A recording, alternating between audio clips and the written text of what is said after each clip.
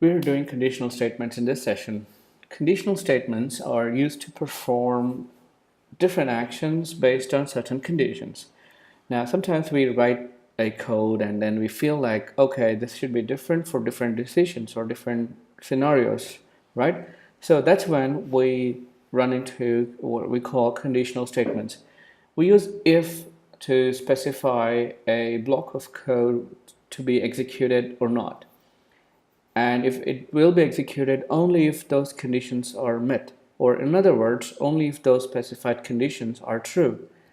Else, then they are supposed to do something if they're not true, or in other words, if they're false.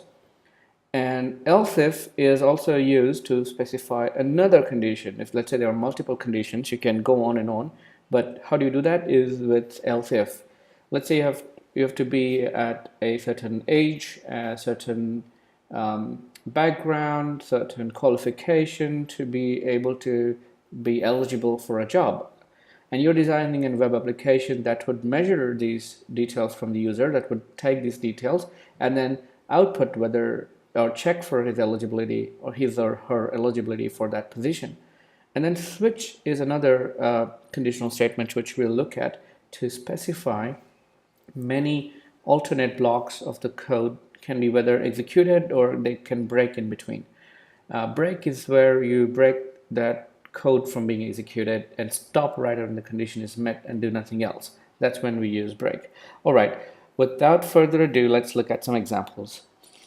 I'll take a really simple classroom textbook example. I'm going to start with declaring a variable, and let's say it's age, and then I'm doing this so referencing or relating to this is easier, and it's very generic and everyone will be able to understand it clearly. Let's say the age is, if age is greater than 18, then I want JavaScript to print you are allowed to play this game. Else, and then the else comes after the if block, and then say else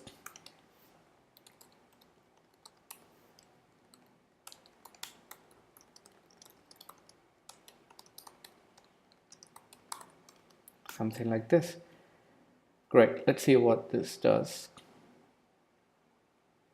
Right, because the age is 14, it prints that you're not old enough. Let's see what happens if I change this to 20. It says you're allowed to play this game. So this is the syntax of this if, and then I put a condition here. All right, and then there is a block of code, which in our case it's a simple print statement, and then there is a else, and then another print statement in our case. So that's how we do this. I'm going to bring this down here so that it will be easier to understand. Great, so now if I have to use a elif as an example, how do we do that? So let's say we have more than one condition. So this time, let's say the age is become 16, and then say if age is less than 10, I want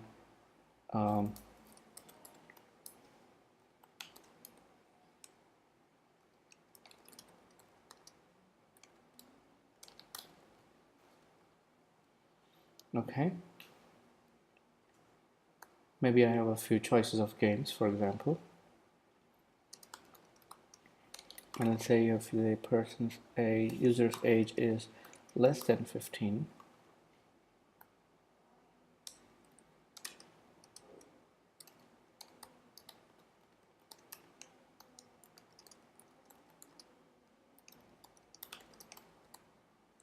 Something like this.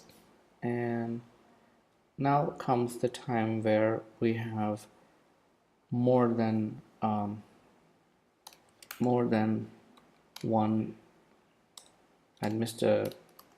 So if you're using an IDE, this will not happen, but it's better to know that these are the errors you make, and everyone no matter what level they are at, whatever expertise, they will all make similar errors and mistakes. It's very common. Don't beat yourself up.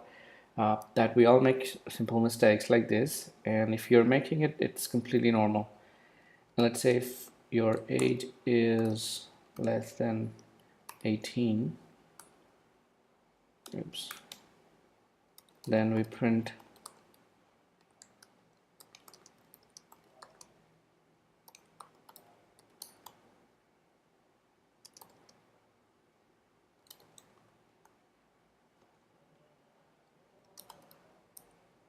okay, let's make it if your age is less than 30.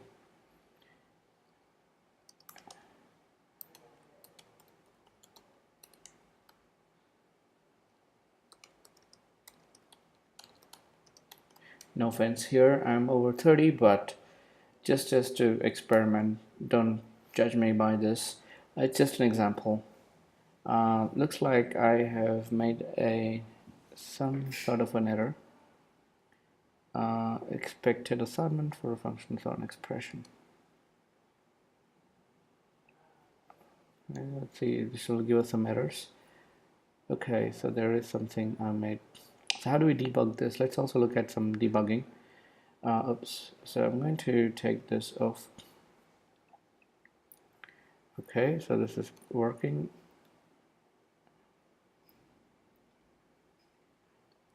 I think I know age is, it should, I know since I was typing it should be, yeah, so that's the error. Yeah, so like I was saying, you make errors because your mind is at different places at different times, and it's completely okay. Great, so we were able to debug this. Let's see what happens if I change this age to, let's say, something like this. It should say you're too old. That's great, that's right, but I can still play games, maybe a different type of a game. Anyways, so now let's look at how switch works. So say switch statement. Okay, that was correct.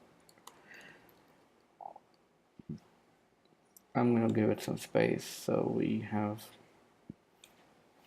Okay, so now I'm going to give it an example of car gears. So this is how switch works. Switch and then your case name, which is usually your variable, and then your case 1. Okay, print if it's 1, value of your variable is 1, then you print something. That's what it means. And then break. Right after that, if your condition is satisfied, you break. If it's not, then you continue over to case 2.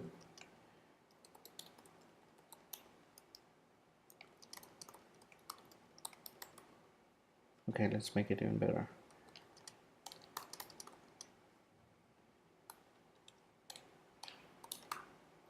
Okay, and similarly, I'm just going to copy this over so that it reduces the time of you all waiting for me to type. Oops, what am I doing? So this is case 3, case 4. You can have as many cases as you want. And then after that, you can have something called as a default. Let's say if nothing is met.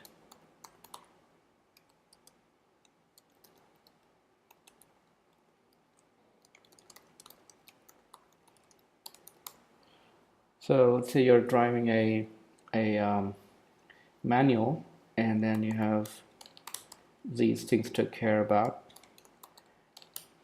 Maybe you have 6 gears, but just restricting it to these many in our example. And let's see what happens. So the gear is right now 3. It should print this case ideally because the value is 3. And it says you're in 3rd gear. If I put, let's say, something like this, and it's in that gear. Let's say I put something like this. Say you're in neutral gear. So that's how switch statement works, and this is how your elif works, and this is an example of how if else works. We'll see them in action in our milestone projects, but for now I'm sure you've got a good understanding of this. Please be sure to practice this a lot yourself and also go over some of the exercises that are being added. Great. So thanks for watching. See you guys in a bit.